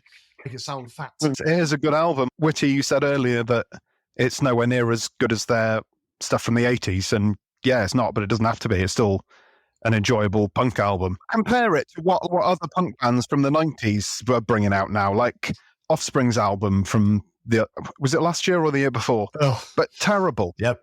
Yeah, not great. Yeah. Stuff for Green Day been putting out recently. When you compare other bands to the Adolescents, everyone else has declined a lot more. This is not an album that I would actually listen to as such as I'd put it on if I was hosting a beer party. And sometimes that's exactly the kind of punk that I like. It's just Yes, it a is. bunch of dudes in a house throwing beer over each other. That's what that album meant to me. And it was enjoyable. It was fun. But I would never be sat on a train with my earphones in with the album on going, oh, what does this mean? I would never do that. It would just literally be... And that's the thing, that there's two ways of music for me. Is like music that I listen to, that I like have on my earphones and it means something. And I'm going through a massive Mark Kozelek phase at the moment, and it's very introspective American kind of like folk stuff. But then there's some music you just go, the only point that this exists is because there's a party going on. And the house party, I would stick on the Adolescence album and just fucking go with it. It's just fun. It's a laugh. There's nothing serious about it. There's nothing to think about. Even as a musician, I don't think I would get anything from it as far as inspiration is concerned. It'd just be like, yeah, I'm having a party, whack it on. I think it's been for years, I've been fighting the uphill battle because you guys want to listen to music and self-reflect on it and make sure this is new in like revolutionary. Sometimes all I want is a good song. Yeah, all I want is a good song. You have just absolutely articulated exactly how I feel about music. Sometimes you just want to go, do you know what? I don't give a fuck, man. I don't want to think about it. It's just a soundtrack. That's why I'm such a big AC/DC fan. Who the fuck intellectualizes AC/DC or Van Halen? Who does that? You just put it on. You just put it on and go, fuck yeah, and you feel something. And that's what I felt about the Adolescence. It wasn't about the music. It wasn't about the musicality. It wasn't about anything to do with the production. It was about, like, do I feel something? It made me happy. I did. It made me happy too. I was just like, this is fun. This is a laugh. I just cannot listen to more mid-tempo electronica with no choruses, and you guys tell me it's amazing. What's the next album going to be? I bet it's on 83. Yeah, what is it? Just ahead, in 8th position, is Martyn's first appearance on tonight's list. Formed in France. Fucking M83. But it is. Yeah. Known in France as Catastrophe, or in English, M83. There used to be a duo, but now it is just Anthony Gonzalez. This album is their 9th studio record, and it's called Fantasy. So, Martyn, talk to us a little bit about M83. This is awkward, considering about the conversation me and Al just had. Segue yourself into I gave it some score just up front. It's a great album. Me and Al just went into a rant about music just being about fun, and I'm totally into that. I like my music to sometimes just be walking to work, just to put me in a good mood. Exactly like what I was saying before, it's like sitting on a train, headphones, and immersing yourself into. It's beautiful. I'm obsessed with that whole 80s new wave post-punk thing. And I have fallen well out of love with shoegaze. As soon as something says that, oh, the shoegaze, I turn off now. When shoegaze used to be my raison d'etre, as so to speak. As M83 would say. Yeah, that's exactly how they would say it. As soon as I get that, I still love that little. What happened with shoegaze was that mix of electronic Depeche Mode, New Order style synthesizer stuff with effective guitars. M83 are that band. They are that kind of like mix of the new wave, but also a little bit of shoegaze and stuff. And I just like this album because, I don't know, it's just quite uplifting. It's quite affirming. It's when you're feeling shit about life, you listen to it and go, do you know what, life ain't that bad. It's like you still got it going on. It's okay, man. It feels like a comforting blanket is what that album feels like. And that's all I'm going to say about it. I really like this album, but I've been an M83 fan for years. I bought Before the Dawn Heals Us when it came out in 2005 and then went back to all their previous stuff. I wrote in my review of this album, it sounds like every other M83 record. Yeah. But I love everything the band's ever done, so I'm not going to mark it down for being unoriginal. One of my picks sounds like everything the band's done for over 20 years as well. But the thing for me with M83 is whether you love M83 or not will depend very much on whether that massive blissed out synth sound does anything for you. Yeah. It's very slow. It's very ploddy. If you listen to that synth sound and like me, like when the best example of this, the track's Us and the Rest. Right. There's this bit where the synth kicks in, and if that kicks in and it sounds like a musical orgasm to you, you'll love this album. If it doesn't, that's what it's all about. It literally takes me right back to the 1980s. 1987, when Depeche Mode, orchestral maneuvers in the dark, talk, and all of that stuff. I think of this as something bigger than that. It's like Roxy music, in a sense. It's got glam elements to it. It's funny, I hear all these people talking about these references, but really, this is just post-rock with synthesizers. That's what this is. It's post-rock pop synthesizers than that because of vocals. It's not. And they started off as a post-rock band with guitars, and they've gradually just started doing the same thing with synthesizers. Now, for me, that isn't a bad thing. For Alex, it definitely is, and I can see him itching. I'm not saying anything. I gave this album a 9, and I stand by that score. I will say that it's barely the 4th best M83 album. In order, you've got Before the Dawn Heals Us, Saturdays Equals Youth, then Hurry Up We're Dreaming, and then this. Because all music is like reductive in the sense that we're all influenced by stuff in the past. This band at this point are orchestral maneuvers in the dark. They literally are. There's a modern equivalent. And I don't think it's a bad thing. I think it's a great thing. It's just that I think there's so much stuff from the 80s that is now become so fucking like it's permeating most music now. There's an 80s sensibility, you know. And as it's definitely fashionable getting that sound. That fashionable sound's coming back. Absolutely. It's definitely coming back. I totally welcome it because it was organic. Back then it was organic because we didn't have digital production and processing, and it was all Moog synthesizers. And going back to my statement about Two Boy Army, Our Friends Electric, it was very organic. That's back now. Everyone's wanting that sound. Organic synthesizers. I fucking love it. It's the 20 to 40 year cycle, right? So all music will come back into fashion. So now synths are back in, and they were in the 80s. Everything comes back around. And in the 90s, Britpop existed because it was guitar-based pop music, which was what was everywhere in the late 60s. So it's just the cycle. I mean, even now, I love the riffs are back. It's weird. Yeah, they are. Exactly. It all comes in cycles, and it's usually somewhere sort of 20 to 30 years from when it was last in, it comes back again. And new metal is back. Not being negative, because this wasn't my favorite, to be fair. Out of all the ones nominated, I think it was my least favorite score-wise. Sorry, second worst. I do really like the song Ocean Niagara. I loved that one. I was like, my review of that was, I wish it was longer. I quite like the hook on that one. But for the most part, this is hookless. Dustin Hoffman is needed. There's a few songs I liked on it. I wasn't massive on this album. I scored it a 6.9. I think it's similar to how I thought The Adolescence is. It's very much like their older work, just not quite as strong. Like dream rock. Like what? I don't know what the term is for it. I called it for the what's that band you guys love? And I absolutely slate every time. Oh, My Bloody Valentine. For me, it's like that.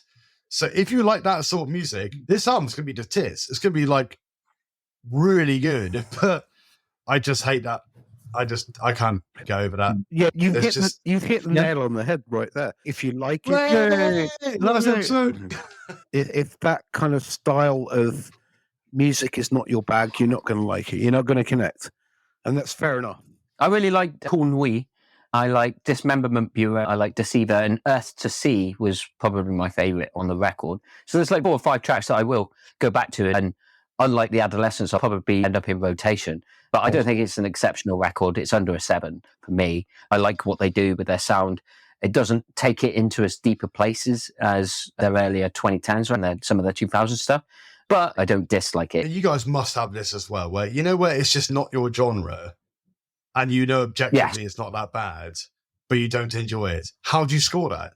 It's impossible. Yeah, there's a few that haven't made the top 10 that have got some extremely low scores that I couldn't score. You can't compute with it. You can't scored it based on my enjoyment level rather than what I felt the proficiency of the music would be. My scoring comes in. I'm like, I listen to it. I'm like, does it connect with me first and foremost? I'm like, do I like it? Do I enjoy it? And then I go, I don't, but I really get the fucking what's going on. I get the production. I get the musicality of it. I'm like, that's nice, and I'm like, that's perfect. So I have to like try to score my stuff objectively and go, what were they trying to do? What were they going for? And did they nail it? And I'm like, they nailed it. Even though it's not for me, even though I don't connect with it, it doesn't mean it's not good. Yeah, but do you have any thoughts on 83? It's fine. Nice synth. I did think a lot of the bass on the album sounded pretty lovely, but it's mostly not very interesting to me. I like my synthy stuff to have a bit more energy to it. Yep. But yeah, it was fine. I'd have it on as background music.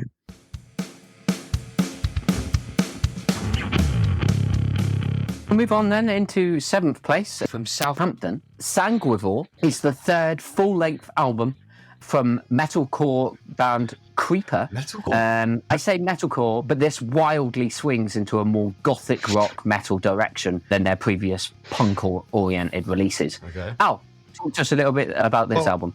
I'm confused by the term metalcore because they've never been metal or metalcore. They're metal and punk, so they're a metalcore band, but they don't do it at the same time.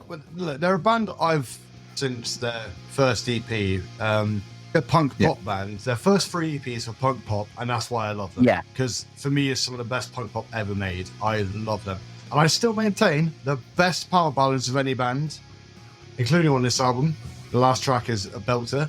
Mm-hmm. Since they got signed to Run Records, and their touring keyboardist, who is also a female singer, she joined on the first album, well, officially, and then she got involved. And everything they've done since, I've enjoyed less than their EPs, because everything they do goes further from what I liked about them. But the last album I didn't nominate because it just wasn't quite my cup of tea.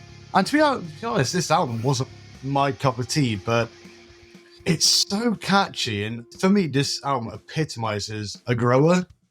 Like, every song, once you listen to it a couple of times, it's just such a belter. I listened to an interview of the singer, Will, I think his name is. Yeah, Will Gold. And he pretty much said, like, we were really influenced to this album by, like, just 80s music. First 2 songs. Tom says the last, I disagree on that one. The first 2 are obviously Meatloaf inspired. It's very bad hell. That was the first thing I put in my note. My review on this album was that Jim Steinman isn't dead. He's chained up in Creeper's basement. Yeah. That's my review of this album. Like, this album, for me, like, it's just, like, I think it's very anti what the rest of our list is, in terms of it's a straight rock album where there is just big choruses. They've gone for catchy lyrics, catchy choruses. They have the electronic bits because obviously it's very 80s. I think, James, you said, like, Sisters of Mercy, was it? Well, there's all those bits. He's just doing an impression of Andrew Eldritch the entire time. Yeah. There's a lot of it. It's a very retro sounding album, but this album has reviewed really well. I don't know what Pitchfork said, Tom. I'm not sure I saw their review of it. I saw a lot of reviews of it, and it did review pretty well. But when on first listen, I was like, I did enjoy it, but I didn't love it because in my head, Creeper's a different band. But at some point, when you're 10 years past what you liked about Creeper, you've kind of got to get over it. You know, Yeah. On repeat listens, I found myself, out of all the albums this year, this is the one I've listened to a lot more than the rest. And I find myself really enjoying it. The first one's a belter. Like Further Than Forever is the name of the. and I would say Will, their singer, is probably my favorite singer at the moment. He's great.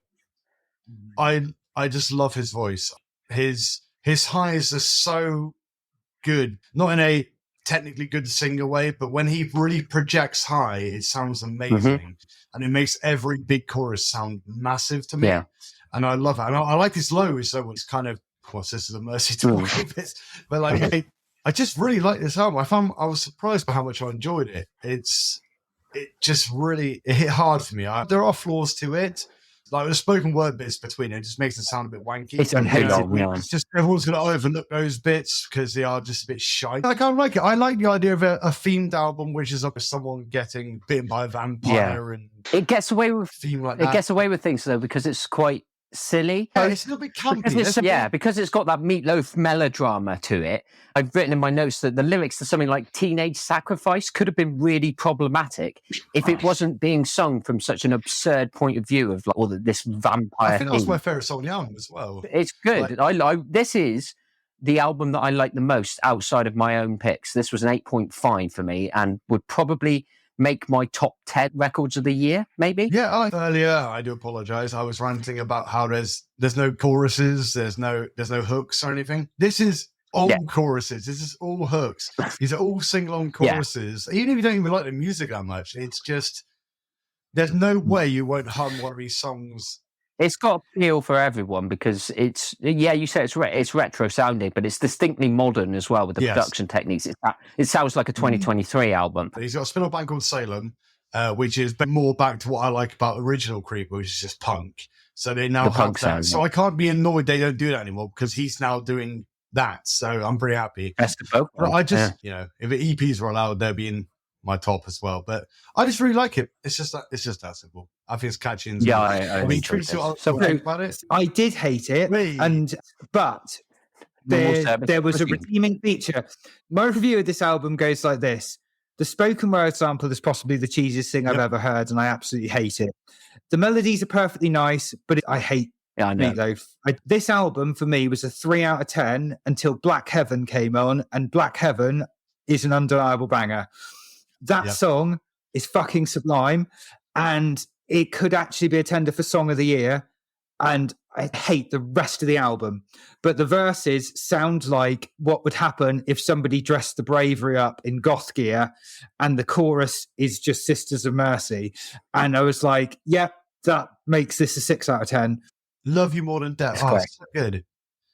Kudos for you referencing the band The Bravery. The fucking Bravery, man. Who else knows that band? It wasn't that obscure. They were massive in 2003. So, Mark, what do you think about them? What do I think about them? I had, in my notes, I had one word, and the word was Bauhaus. The 80s goth energy, which I love, absolutely adore. Like I say, I'm into post-punk and the 80s, like Killing Joke stuff. I love that stuff to bits. So straight away, when I first heard it, I was like, it sounds like Bauhaus, Sisters of Mercy, the early Cult, flange guitars and all that. I was like, yeah, I dig it. That's all I've got to say about it. I think this album, Modern Sun, shows it's not necessarily how much you enjoy the album, it's how it sits amongst the albums you've listened to that day, if you know what I mean. Like, you can listen to a lot of a certain genre or something, but then once you get some with a couple of bangers on, you go, actually, no, this is pretty good. If you've had 2 dream pop albums in a row, and you have that one, you go, you might give it a higher score. I think you might be one of those. You're right in the sense that I listened to all of the albums that were in our list in one day, and I'm like, I'm in the mood for a particular thing, and it's really difficult to score an album when you're not in the mood for that kind of thing. Yeah, definitely. It really is. I think when we do these things where we have to score albums, I need to listen to the albums like way in advance and live with them. Yes. If only we had the opportunity to do that. You know, and lately I've been in the mood for very introspective slowcore. I'm really into slowcore, and that's what I like. So when I hear something that is the opposite, which is very like extreme and in your face and stuff, I'm like immediately going, oh, I'm not really in the mood for listening to this. And then I have to score it somehow. What was cool about the Creeper album was I had a reference point, because I absolutely cannot stop listening to late 80s post-punk. Joy Division, great reference point, but it fit with that. That's why I enjoyed it more than maybe some of the other albums that we have talked about.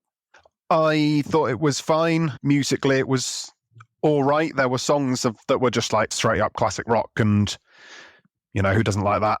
But then there's all of the bits where they're just channeling the zombie bones of Meatloaf.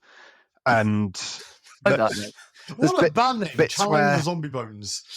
The zombie bones of Meatloaf. There's bits where it's almost a bit power metal-y, and the singer's trying to do this power metal thing, and he's just not a good enough singer to do power metal. And then you've got the Sisters of Mercy bits that are just a bit weird, and I feel like he's not doing his own thing. He's just doing Sisters of Mercy in the same way that on the other stuff he's just doing Meatloaf. But yeah, no, it's fine. I think I gave it a 5. So yeah, it's not terrible. It's not good. I'm not an expert. The majority of metal vocalists I don't like at all. And when I can get on board with the vocalist in the way that I can get on board with Will Gould from Creeper, then I think that's a pretty good sign that he's got something to his voice in that genre. But as I say, not an expert on metal, so take my opinion with a pinch of salt there. In 6th place is another one of my picks. Glad to see we put last year's not nominating any of my albums debacle in the bin. Don't say we didn't try. You tried, you certainly. This is one of my favourite pop artists working currently. I did go to see her last year, so you check out my November gig review where I went to see Jessie Ware. She was featured on our list in 2020 with What's Your Pleasure, but this is higher up in the list. This album, which is called That Feels Good, is an upgrade. I think that she's got a cinematic sound to her funk and soul she's going for. And I just think that this is impeccable. I think all the songs are well constructed. I think live they worked, in the studio they certainly worked. Great music, great hooks. The vocal performance on something like Pearls is out of this world. I love Hello Love. I think that's a great track. Begin Again. There's so many songs that on this I've been listening to all year. I think Pearls is my most played song of 2023. I've played it something like 25 times, something like that, which is a lot more than any other song from this year. I think this is exceptional. It's not my favourite album of the year. In fact, I don't like it as much as the Caroline Polachek album or the Corinne Bailey Rae album that I nominated. But it's good to see that she got over with you guys and she's finished in 6th position tonight. So that feels good. It's just quite catchy, but I can see why you like it. If you listen back to it, if I just said to you, if Prince sang over it rather than her, it would sound like a Prince album. That's why you like it. I mean, this has got more of a Stevie Wonder old school vibe to it than a Prince record. Her last record, What's Your Pleasure, has more of a Prince electronic record. I gave this a higher score than I'd have given a Prince record. It's still my 3rd lowest score of the year. Wow. I didn't tank anything. I didn't hate this. I scored this 5.9. I scored this higher than I scored her last album because I like it better than the last album. It is never a genre that I'm going to love. No. I'm never going to love disco, and that's really what she's going for on this album. It is whereas her last album I gave like a 3 because that album floated, whereas this one has a bit of balls to it. And I think the reason it's got a bit of balls to it is James Ford's production from Simeon Mobile Disco. Yeah. And instantly, because the songs she's writing, the melodies she's writing are very similar, but whereas that album meandered, I say this, and this isn't something that appeals to me, but it's full of floor fillers. Whereas her previous album wasn't. Yeah, there's a lot more mid-tempo stuff on that last record. Yeah, whereas this album has more floor-filling disco type stuff. Yeah, like Free Yourself is one of the big floor stompers of the year. I think I've heard that's been on radio too, on rotation for the entire fucking year. It's great. And my nurse puts Radio 2 on, so I am sick to death of that song because it's not a genre I like enough to hear a song played 375 times. But the first 50 times I heard it, it was great. I can see why Dan likes it. I see the improvement in her as an artist, but lyrical focus on sex, disco instrumentation, I'm never going to score this high. It's like she made it to try and annoy you. It's literally the ingredients of this album are everything I hate in music, and the fact it didn't get a 3 tells you it must be good, but it's not getting more than a 5.9 out of me if you're doing this genre. That's as good as it's ever going to get, but it ain't good. When I was listening to this, I just found it refreshing just to have songs again. Just a nice verse and chorus, and the chorus is catchy. You said that on Creeper. It's refreshing. Yeah, but you nominated it. Yeah, but they're not mine. They're not mine. I mean, I also, even to be fair, I'm also starting to wonder, like, for the rest of the year, what are you doing if you haven't heard a chorus for a year? Like, no, well, I'm just saying that to you guys. And this album was pretty good, actually. She's got a few duffers on it. Beautiful People was crap. That's one of my least favourites, but having heard it live, it's got a bit of energy to it, and I like it more now. I can't deal with spoken word verses. It just screams that I could be asked to think of a melody, but like I quite enjoyed it. Like you say, it's just kind of upbeat disco, and you can't really go wrong with it, can you? It's pretty good. Yeah, there are definitely some duds on there. There's songs that I would be perfectly happy if the album didn't have them on, but the good songs are so fucking good. Free Yourself, obviously Tom's been barraged with it all year by the radio, but I've never heard it before I started listening to it for this. But yeah, that Freak Me Now is a banger. That Feels Good is great. Yeah, like the just like when it's full flow disco, absolute packed dance floor anthem level. That's when it's at its best, and that's why I scored which it. is why it was so good really live. highly.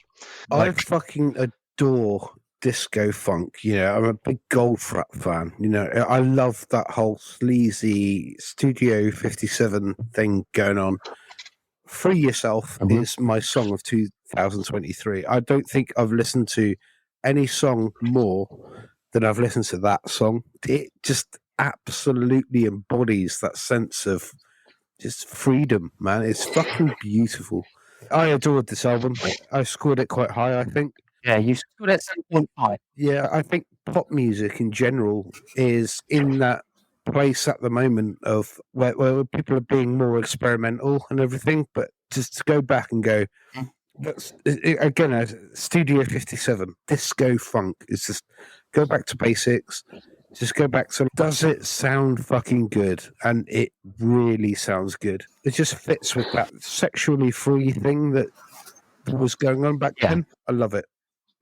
Good choice, Dan. It's not explicit. It's not exactly Darling Nikki or something like that, but there's certainly a wink and a nod. There's a lot of innuendo in the lyrics, and she's just having fun with it. I think it's an innocent side of sexuality. I think it's not sleazy. It's just very, like I said, it's fun.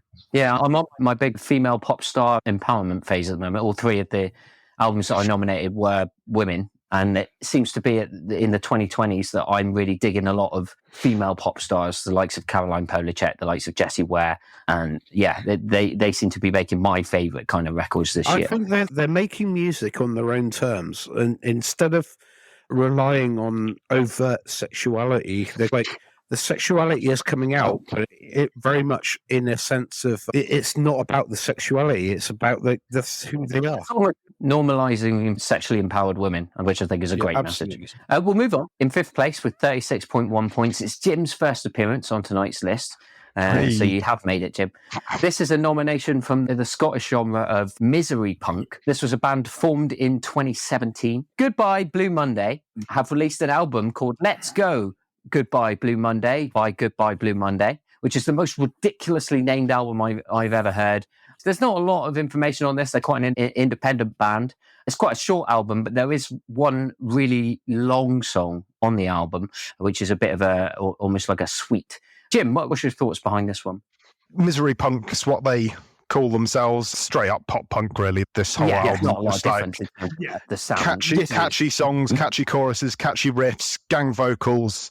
It's a fucking phenomenal album. And then to add into that, you've got a 16-minute pop punk track that actually works really well. It's my favourite track on the album. I didn't like it as much as Adolescence. I scored it a 6.3. It's, again, a fine album. If it had come out in 2004, I might have been impressed, but it come out now. There's a 16-minute song on it that I thought was totally unnecessary. It has that post-rock bit near the end of it as well, doesn't it? I love this album. Admittedly, as soon as you've got a guitar band with a Scottish accented vocalist, yes, I'm instantly on board. Band roots. I don't know where this comes from, but yeah. But so the thing is, this sounds to me like a bit like a watered down Dan and Aykroyd. I love Dan and Aykroyd, and I absolutely love that band. And so you've got the fact that they've got. No, but there is a lot of similarity in some of what the guitarist's doing and in the vocal style, which I really like. They've got two of the best song titles of the year. I'm a fucking coward and my anxiety is breaking me. It's a great song title. I hated it and so much. I'm old and I'm fat and I still hate myself. Yeah, it's a great song again, title. There's a lot of Blink-182 in there. And I wrote in my review of those two tracks particularly, if you imagine Tom DeLonge and Mark Hopper's vocals on these tracks, it's almost like the album I wish Blink-182 had released instead of the shit that they did.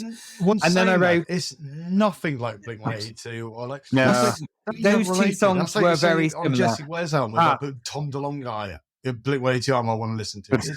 What are you on about? It's definitely. I know. So there's the instrumentation in those two tracks and the chord sequences sounded quite Blink-182. That's not Chris's. I don't think they sound much like Blink-182. But it was only those two tracks I wrote that on. Those two songs had a definite feel. But then Harakiri, the 16-minute song, that is the thing that made this album for me, because the intro guitar to that sounded like Smashing Pumpkins. Then it was pop punk, and then about 11 minutes in, it went to something a bit more like that Scottish anthemic thing that We Were Promised Jetpacks and Frightened Rabbit do.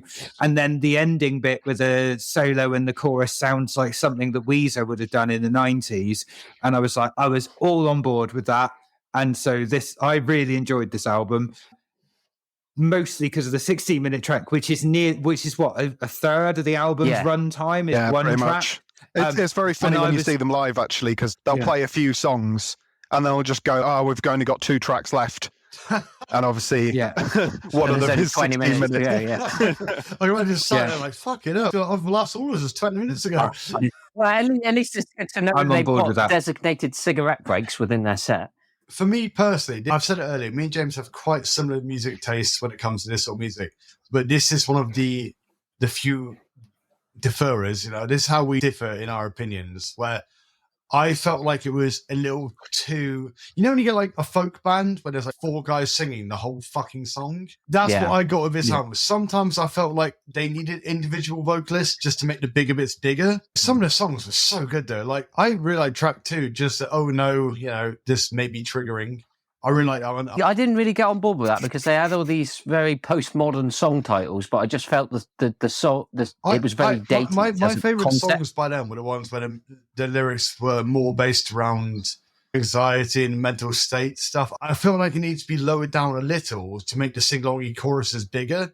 But when you're crowd vocaling everything all of the time, a part of me is just like, I don't know who the vocalist is. I don't know what he sounds like. It's just 4 dudes going da, da, da, da, da. It was good. I did enjoy it. I feel like I gave it 7. I wasn't even 8, but I decided against it in the end because I'm a bastard. It was a little bit too close to the singer-songwriter side of punk. This was on the social distortion side of punk rather than the Offspring side of punk. You know what I mean? I'd say there's way less country influence and way more tempo to this than Social D. It wasn't quick enough for me. There were some things where I'm just like, it sounds like a worse Beat Stakes, but with crowd vocals. There's something about this where I was just like, I do like it, but I don't love it. And I couldn't put my finger on it. It's the same reason why I don't love Rancid. Every song I listen to by Rancid is good, but I don't love it. And I don't know why, because everyone else loves them. If I watch them live, I guarantee you I'd really enjoy it. You get to see 4 dudes just screaming their Barbie wankered in the front going, yeah! And I'm sure I'd enjoy it. On a CD, I'm like, Right, lads, tone it down. Who's the vocalist? I want to know who the vocalist is. It would have been a lot better if they hadn't used the Axis chord progression. Tom will know what I'm on about. They're good at what they do, but if you use that chord progression, then you should not be allowed to play music ever again. I scored it a 6.3. If it hadn't had the 16-minute track on it that made it at least something different, I would have probably scored it. That was the redeeming factor. I was like, they're going for something a bit more interesting. Yeah, completely unbalanced idea, and I don't think they achieved it, but I think it at least put some respect on the fact they tried. I think if anybody ever uses the Axis of Awesome chord progression, then you should stop playing music, because it's the worst chord progression of all time. It's fucking horrible. In fourth position, scoring 36.8 points, another appearance from Martyn on tonight's list. This is reminiscent of all the post-punk that we've been talking about in recent years. We couldn't expect nothing less than a post-punk nomination from Martyn. The second album from Dublin band, The Murder Capital, and the album is called Gigi's Revenge. What a beautiful band. Absolutely stunning. I'm still in the honeymoon period of Fontaine's DC. I'm never going to get over that, really. Just there's something very authentic about it. And the song Ethel just makes me cry every time. It's basically a guy and his woman, and they're talking about having a child and what they're going to call the child. And it's the lives that we all are living right now. It's not metaphysical, it's not cosmic, it's like kind of the mundanity of the real life that we live is writ large in this kind of like post-punk landscape that they create. I fucking adore this album. Again, I think this was okay. I scored it at 6.7. I think I am a bit post-punked out after all the Shame albums and the Fontaine's DC albums that we've had. I think the post-punk revival has now, to me, just become a little bit pedestrian. There are some really good songs on this, though, and I did think it was, as an album, I think that individual parts are stronger than some, like Skinty Fear. I didn't really enjoy that album last year. This one's better than that. 1,000 Lives is a really good song. I really like that one. The Stars Will Leave Their Stage, which I thought was really good. So there's a couple of highlights on there, and I didn't hate it. But I think I'm just a little bit fatigued with post-punk albums, quite a few in the last few years, all of which I think are around about a 6 to a 7 at most. It's not my bag right now. But yeah, some competently performed music. The vocalist is called James McGovern. I don't think he's got the sneer that Grian Chetan has. Yeah. I think he's a little bit more subtle than that. And that can work because it means there's a little bit more variety to the album. But I think that, ultimately, I scored this a 6.7. It's a decent effort. Do you know what, Dan? I identify with everything you said, because as much as I am obsessed with post-punk, and especially the revival of post-punk recently, last few years, it's all about wanting to recreate that late 80s vibe. I get it. There's a lot of it, isn't there? And it's what hits with you emotionally. And for me, this album just hit me emotionally. Same with the Fontaines. Yeah. They hit with me. And there are other bands of this kind of genre, like Idols, who I do not give a fuck about. I'm not interested. But what you just said was really interesting in the sense that I get that, actually. I get that I'm a little bit post-punked out. Focus forward. You can't get it too much. You can't be like, actually, it's a bit rubbish. No. What I'm thinking about is like kind of when we talked about the Jessie Ware album, when I'm fucking actually, as much as I love all my post-punk and my glacial, icy fucking like coldness, I'm not changing the scores now. I just want some disco, man. I just want some good times. I think what you just said was fucking really valid. That was really valid. Thank you for that, man. Made me think about it a bit more. Thank you, Daniel. Do you know what band this sounds exactly like? This whole album sounds exactly like the band I Like Trains. Exactly I don't know. Like the band I Like Trains. I Like Trains are like this, but with choruses. That's a bit harsh. That's a really good band, actually. Yeah, Trains are brilliant. I like this album, but I had some problems with this. It's very influenced by like Interpol and Editors and that style of thing. And I was quite enjoying the album, and the tempo dip in like track 6 and 7. The album isn't a massive sounding album anyway. And when Belonging, just the Belonging was crap. That track just took all the wind out of the album for me, and it didn't have that much to begin with. 1,000 Lives, I loved the keyboard intro. It annoyed me because the build was great, but the band never quite got to the point I wanted them to get to. And the thing that annoyed me even more is that I'd read live reviews about this band where apparently they do hit that high. And I was just like, why is it not there? Because you can hide like the only lacking talent live by replacing it with you can. Track Only Good Things. I really enjoyed that. The outro to that was killer. But there was a bit too much meandering. So I like this style of music, is my style of music. I like the not scratchy end of post-punk. I like the polished end of post-punk. That's what I like. That's what this band do really well. But it wasn't a classic for me. I gave it a 7. I broadly agree with Tom, really. Like, it was good. I really like the vocals. A lot of the tracks are vaguely reminiscent of early Bad Seeds stuff. I really like the title track, Gigi's Recovery. But as a whole, I don't think it goes to the level it would need to be like a really great album. That's kind of what I'm feeling on this one as well. It was okay rock, but I just could not get over the vocalist. He was shit. He can't sing. Why is he a vocalist? It's like me doing it. Just 'cause I sing in this voice, I can make an album. Fuck off. Guess what, he can sing, man. How did he get signed? That shouldn't get past the pop level. That was a pretty accurate representation. And if you want to hear Owl's post-punk album, it is available now.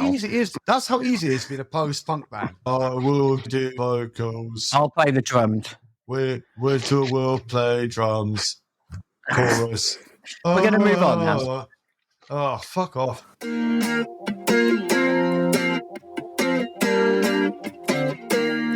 Cracking the top 3 tonight and scoring 37.3 points. This one is one of Tom's choices. You've done well again this year. This is my first one in the top 10. Last year I got all 3. One time you got ruined. This is another band that we've actually discussed before. And this is Texas post-rock quartet Explosions in the Sky, who have released their most recent project this year called End. So Tom, talk to us a little bit about Explosions in the Sky. Little disclaimer, I've loved this band since the early 2000s when they released their debut. And it's been quite a while since they did their first sort of standalone album. Their last standalone album was 2016. It was The Wilderness. Because in the meantime, they've been doing film soundtracks and stuff. And first things first, this sounds like an Explosions in the Sky album. Yes, it does. That is what it sounds like. It does sound like one of their albums. Explosions in the Sky invented this kind of genre of post-rock in the early 2000s. And the thing is, what they've done over the years is they've gone from releasing albums with 4 tracks that are like 13 minutes to condensing these post-rock epics down to 4 or 5 minute songs. Now, they've probably done that for radio play, if I'm being cynical, but actually it means that it's putting the album down into digestible chunks. And whenever this band go big, because they always veer towards a major key, no matter what they do. So they'll go massive and distorted, but it's always going towards that major key and the big, happy, blissful payoff the whole time. Every track does it. I dare anybody to listen to the track The Fight, and when the guitars kick in at the end of that track, if you're not feeling like you want to punch the air, you have no soul. It might not be up there with their earlier albums, but their earlier albums were so good and defined an entire genre and sparked thousands of imitators. Explosions in the Sky aren't as famous as Mogwai in this country, probably because they're not British. But if you listen to post-rock for the last 20 years, so many bands are copying what this band did. And it's really close. They're really close to their best, and they're close enough that it's still an amazing record. Every track has a payoff and has a crescendo that it builds to. Yes, apart from It's Never Going to Stop, which has a groove that rescues it, and it's got that really cool Philip Glass-esque piano line that's really great. Yeah. But yeah, every track has a payoff. It's just beautiful. The guitar performances are lovely. The production, as always, is really crisp. They've refined their craft to writing songs rather than 15-minute epics, and I think that works better in the era of Spotify and but no lyrics. my short attention span. There's not songs. It's Jack. Remember when we talked about Anathema? Top songs of 2003. Yeah, I think that might be it. But Anathema, like, for a phase of Anathema, I think, like, obviously they had their doom metal phase, but they had their post rock phase. I don't would be. It's more like punk, really, but yeah, kind of. I kind of just wish they had a singer, because at least you could add depth to their layers. I used to make fun of James for Anathema because you can start the song, 30 seconds in, it's quiet. Skip to 3:30, it's loud. And that's what this band is. And I don't dislike it. It's quite good. But I just wish there was more to this band sometimes. I wish they had a singer sometimes just to add emphasis, or a song at least, to the music they've got. Because the music is good. There's no way around it. It's objectively good music. Like, I will listen and go, oh, this sounds nice and transient, and then, oh, it builds up and it builds up and it builds up, and then it's, oh, it's big sound explosion, and then it ends, right? Times up by 10. That's their album. Yeah, I agree with both of you here. I agree with what Alex is saying. I do think that, because I am familiar with their other projects as well. As I say, I like their 2003 album, and that's a lot more deep than this, and the songs are longer. And I do think that, yeah, from time to time, it would be beneficial to have something different vocals to maybe give some character to the song, because it's hard to define where you are in an album. You have to pay attention to it at all times. But I agree with Tom in that I think that it does sound great. They're fantastic. The musicianship on offer here is immaculate. It sounded very good. And there are so many bits to this album that I really like. Tom's mentioned Never Gonna Stop. That was great. I liked Moving On. I like 10 Billion People. There are some really good songs within the context of this. I will listen to it again one day, but it's not something that I will actively go back to put on all the time, even though I did 8.1. And ultimately, it's nowhere near as good as their better records. Yeah. But their better records defined an entire genre of music. Yeah. So it's very hard to argue that The Earth Is Not a Cold Dead Place. That is a 10 out of 10 album. Yes, it is. You know, Yeah. it is. It is a 10 out of 10 album. It defined an entire genre. But it's exactly what I said about Mogwai when Martyn nominated them 2 years ago. I was like, it's not as good as their other albums. The album was boring. But saying this album isn't as good as some of the greatest albums within their genre of music, what I was trying to say about my own comment is, yeah, it's not as good as their earlier stuff, but they're so good at what they do that they're not as good as their other stuff is better than a lot of what was released last year, in my opinion, because I didn't have a great year for music. Yeah. That's why this got nominated. Yeah, that are higher. I was talking to James about the album. I mean, you know, we do discuss every now and again the albums as we're listening. I'm going to take James's words out of his mouth, so I do apologize. But it's an okay album, but it's an average one of their albums. But that's enough to make it this high. No one who likes rock music can go, it's shit. It's pretty good. No, it's far from their best album. It's so far inferior to The Earth Is Not a Cold Dead Place. Yeah. It still sounds like Explosions in the Sky, and it's still, you can tell that it's that, but it's just they're not their best. And there are other bands that sound like Explosions in the Sky that have, obviously within the same genre, done similar albums that are better than this album. But not in 2023 they didn't. No. This is the best Explosions in the Sky-esque album of 2023. Is that enough though? Like, it is also their best album in 12 years because they've done film soundtracks in the wilderness, which was good, not great. So their last great album was Take Care, Take Care, Take Care, which is 2011. So they have taken their time to release this. It's a comeback of sorts. I just, going from quiet to loud for every song isn't as clever as you guys give it credit for sometimes. Like that, it's just, it's not hard to build a song to something loud and then end it and then do it for 10 tracks in a row. It's not clever, but it is powerful. I absolutely adore the new Explosions in the Sky album because it's fucking lovely to listen to, but there is a template. There's a post-rock template. It's let's have some melancholy chords, clean tone on guitar, arpeggiated, and then it slowly builds, add a bit of fucking gain, and then it goes massive. And Tom, you know me. This is my bread and butter, right? This is my absolute bread and butter. I do this all the time. I'm like, how can I make this song interesting? Well, I'll just whack on all the distortion pedals and delay and reverb and go that way.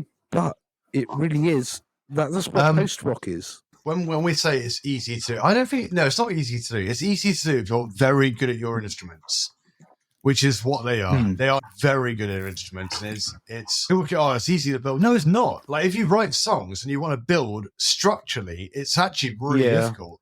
And they can do it very, very, very, very well. The songs they have, it's just perfect. It is a good album.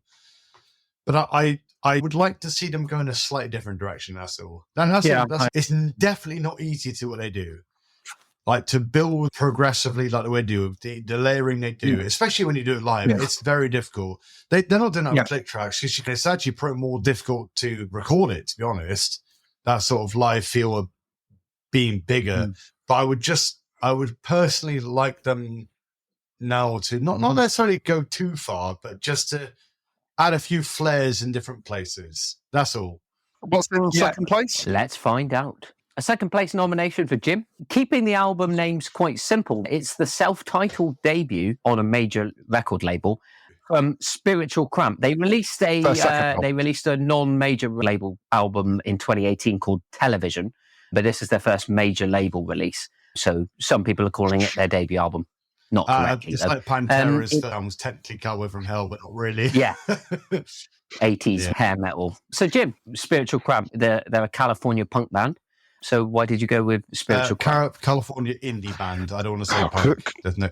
Fuck off. There's no way this is punk. No, I absolutely love this album. There are tracks that are pure garage punk. This is a punk album. There are like more indie tinged, like kind of Interpol level indie tracks on there, but those are bangers. It's the garage punk that I love the most. The stuff like Slick Rick. That was one of my favorites. Slick Rick. Yeah, and all of the songs on this album just get randomly stuck in my head for days on end. I scored this to Lewis. I scored it at 5.6. I didn't really like this album that much. It gave me far too many Kaiser Chiefs vibes for my liking. There were far too many. The problem with Kaiser Chiefs is they're shit. It's like if Kaiser Chiefs made a good album. That's what this would be. Do you know what it reminded me of was the Viagra Boys? It's not as good as the it had real strong Viagra Boys energy from this. I love it. Yeah, I see that. I fucking loved it. It had groove. There was a sexuality to it. There was like a slowed down, let's fucking get into the riff kind of thing. And I was just like thinking about the Viagra Boys when I heard it. I was like, I fucking loved it. It's a great album. It's fucking awesome. I know James likes him, but does anyone else get like if Nick Cave did indie? I think it was his vocal style. Where James like, it just is. That would have been an improvement. Like I'm not sure if the lyrics content isn't, but just I don't know. It was really, for me, it was really catchy. Like you say, the second track, Slick Rick. Slick Rick. What a tune. Yeah, like, Slick Rick. Yeah, Slick Rick. I listened to James told me to listen to it like a month or two ago. I listened to it. I was like, yeah, it's pretty good. And then once I was deep into the listening, the circuit, as it were, there's a real green light for me, this album. I really enjoyed it. I don't mind indie music. It's just got to be good. Like, I can't deal with Kaiser Chiefs. And these guys are catchy. The fucking tunes are on point. Like, the riffs are cool. Like, the bass is amazing on this album. Like, yeah. My problem with this is that the whole album, I didn't really like the vocals. So, like, the whole album to me sounded a bit like Interpol mashed together with Green Day or something like that, which isn't a bad thing. Really? But yeah, and there's a very Interpol vibe in a lot of the album, but there's a punkiness that's more punky than Interpol ever were, and there's a hint of poppiness in the guitars. It's only the vocals that don't have that, and it's actually the vocals that I really didn't like. I wrote down, there's a story about why Johnny Marr and Morrissey fell out. There is a point to this story. And it's that Johnny Marr says that he wrote the best guitar riff he'd ever written. and Morrissey put the vocals on it afterwards, and the vocals that Morrissey put on it are Some Girls Are Bigger Than Others. And it's where there's this sort of, I was listening to the album and it's like Herbert's on Holiday, the intro to that track with the bass modulating under that guitar. I'm like, that's amazing. And then the vocalist comes in and I'm going, now it's all right. Yeah. I love the vocalist, though. I think his voice is fantastic. The vocalist sounds like he's mimicking that sort of 80s goth indie band vocal style. And if you're into that, you'll really like it. You know when you're in the kitchen, you listen to it, you're just doing that with your arms. It's like a dad shuffle in my kitchen. I don't do it. It's just you're not going to like hard dance. It's just a pleasant, steady beat the whole time, and it's catchy. And I don't know. I minced along. I did a mince. I really enjoyed it. I don't know what you guys did. The only song I liked that I could see myself dancing to or bobbing along to would be Catch a Hot One. I think that was quite a good tune. The one before it, Clashing at the Party, I really did not like that song. That was like, oh God, this is the Kaiser Chiefs again. Please turn this off. But yeah, I just thought this wouldn't make my top 100 albums of the year. It just felt like an inconsequential EP to me. It was fine. It does sound a big Kaiser Chiefs. I just listened to a little bit of it then. It does sound a big Kaiser Chiefs. it does a little bit. Once I heard that, I was like, I am not going to be on board with this record. And it surprised me in a few places because, yeah, Tom said about like modulating bass lines, and the music is a little bit more advanced than you'd get on a typical album of this genre, but didn't really like the singing, didn't really find that memorable, but it's just not my genre. It's not aimed at me. It's not really my genre either, but there's some good tunes. I mean, when you creep up to 40, sometimes you want a bit of some rock tunes that remind you when you're 25. Apparently, I'm not willing to let go of my youth yet. Well, it's time then for the winner. Come on. Is there really any point Cattle in decapitation. doing this? Because claiming the top spot for 2 years in a row now, it's Tom. This year's winners are an English band in the midst of somewhat of a comeback. This is the most Cacophony Sessions podcast winner ever, because it's bands who were really popular in about 2003, have done nothing much since, but have released an album that's scored fairly averagely from everyone. Off. I give it 9. The fifth album from 100 Reasons. That album, it's called Glorious Sunset, and it is the winner of the 2023 album of the year. It's got big guitars, catchy choruses. What more do I want from a record? There's no songs on it that everybody hates. There are elements to it that are fun from every different approach. It's got great vocals. That's the strongest part for me. He actually sounds like a more refined version of the original lead singer of Zebrahead. I did like it. It Suits You's a good tune. My favourite is probably So Soon. My favourite. So Soon was a really good tune. And yeah, there are lots of really good, strong alternative rock that doesn't sound out of place if it had been recorded at the turn of the century. So it's a strong set of songs. They have updated their sound a lot from what they sounded like in 2003. Like, his vocal is much stronger. The guitars are much more polished. It's got a much more pop edge to it. There's big pop choruses in the whole of this record. Every song has a big chorus, and I just really enjoyed it. I listened to it in February and I was really struggling. So this was my throwaway pick. As you might recall with my message, we went, fuck it, I'll put 100 Reasons in. Because I listened to this album loads when it came out and I really enjoyed it. And I was like, can I nominate an album that's the first album in like nearly 20 years from a band who we used to go and watch them play. They used to play it like the Cooperage. And I think they even played, I saw them there. I think I even saw them play it like somewhere like the Phoenix, or that might have been Garrison, who used to play with them quite a lot. And they used to play in Plymouth quite a lot. They were one of the few bands who used to come down. I actually saw them at the Cooperage in about 2002. I saw them. Like support sensors failed during the emo years in Exeter. It's great that they're able to come back and have a record that is as good as this. It reminds me of Semisonic. They've got a new album out this year that was also, for me, sounded like their old records, but isn't really anything special, but it's nostalgic. What's funny is doesn't sound like their old record. This is the thing that I find funny, because you listen to this album And if you listen to this album, you think, oh, this sounds like 100 Reasons. If you put it on and then listen to one of their early records straight after, they don't actually sound very alike. This sounds like what you think 100 Reasons sounded like 20 years ago, but it isn't actually what they sounded like 20 years ago. And that's what I find quite weird about this album, because I listened to it when it first came out and went, this sounds like 100 Reasons. It's the vocalists really recognizable. They've got like poppy emo melodies over the top of distorted guitars. It must sound like 100 Reasons. You listen to this and then you listen back to Silver. No, it's not the same. Alex is nodding as if he's agreeing with me on this, because Alex their best album for me personally. Easily. Oh, yeah. I like 100 Reasons. I still listen to them. I still listen to those other albums. I really like 100 Reasons. I haven't gone back in a long time. Maybe that's why I'm not.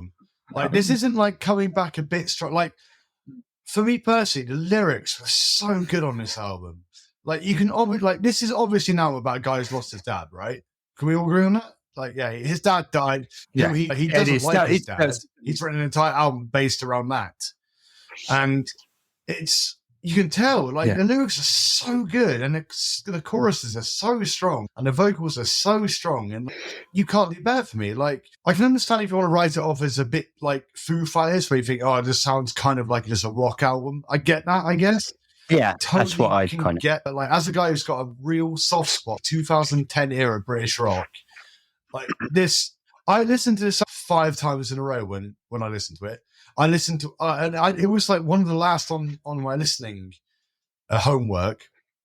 I listened to it 5 times in a row. I listened to that last track, Waveforms. That's my favourite song of the last 5 years. I think it's fantastic. I like Replicate. I messaged Tom saying it's the best album I've heard in years, and he's like, "Yeah, it's kind of it's worse than Liturgy," but I'm like, "No, fuck off!" Like, I wish I picked this one. Like, I feel I almost give it a 10. Like, I would have given it a 10. Just by being the most enthusiastic person doesn't mean that you can retrospectively claim it was your pick. One album, yeah, giving it the most praise. Absolutely brilliant. Like the song about like putting down the guy who's I can't remember. I can't go through the track, but like, you know, about because he's a bloke and he can't have his self-esteem wrecked, but he's doing it quietly, and he's, you know, there's just the lyrics are so good, man. The lyrics were so good, and the album was so hard hitting. It was, I don't know, I really liked it. That chorus when it kicks in right there with you. Good, man. I just want to absolutely go nuts over it while you guys can poo-poo and say it's okay later. Before you guys comes in. Well, it's all right. It's just I wish there was some everybody No, as songs, they were so good, man. They were so good. Anyway, go on. Continue the poo-poo. They're quite good. Off, I was never really into 100 Reasons back in the day. I was never massive. So I didn't get the whole, it sounds like 100 Reasons, but modern day. It just sounds like 100 Reasons and sounds like something I'm not massively into. But it was all right. Yeah, I probably won't listen to it again. Album of the year. Best album of the year. It was okay. With some catchy songs on it. Vocal performances insane all the way through. Oliver Rand is a great vocalist. I can't remember if it's track 7 or 8. You know that one where he just has that scream to the last chorus? Where he just goes, like, it was, I think that's track 8. That's so soon, I think. He's never done that before, but it was obviously the lyrical content was enough. Is his frustration at he just screamed like this. Oh, so good, man. Like, sorry, continue. I do appreciate the fact that they've stretched themselves, and I think that the very fact that they've got album of the year is obviously a sign that they're releasing good music, because none of us have picked out anything that we particularly can take apart on this episode. Martyn, do you have anything that you wanted to add about this song before we wrap up? Two thumbs up for Martyn. We've lost Martyn's audio, and the shambles that is the Cacophony Sessions is now going to come to a close. There is no what shall we cover next time. We will be back next year in early 2025, which is crazy to say, but we will, to present our albums of 2024. But you will see us in the meantime, because we will be coming back. As I say, the Cacophony Sessions Goes Pop should be back next month, where me and Al will be looking at the charts, possibly Jim if you're free as well. And Tom, me and you are going to do a Cat News, where we'll go over a more enterprising news show for what's going on in modern music. You might see the first one, because on the Den podcast. I want to talk about like the thickness of logs or something random, whatever the fuck you're talking about. You're not called Dan. He just doesn't understand the rules. We'll have to let you know. I'm getting on the Den. That sounds wicked. And there, my victory is assured. Someone else has used the word dense, and my work here is done. I could end the podcast just like that, but I'm not going to. Let's discuss one last song before we wrap up for the evening. About time we brought this up. By Morgan Angel. It is from American rock band Journey, and the song is called Don't Stop.